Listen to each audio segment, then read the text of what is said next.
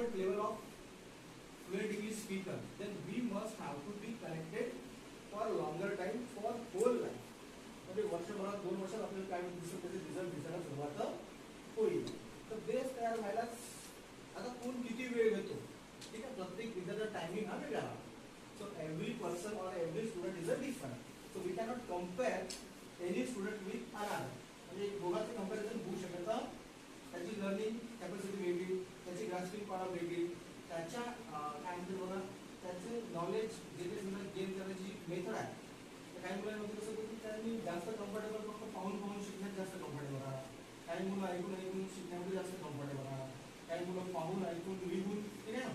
तर काय होत आहे कोणाची अभ्यासाची मेथड सुद्धा काय होतं ते बदलत जातं. So we need individual practices. म्हणजे काही गोष्टी अशा की सर्वांसाठी कॉमन राहतील, but there will be some things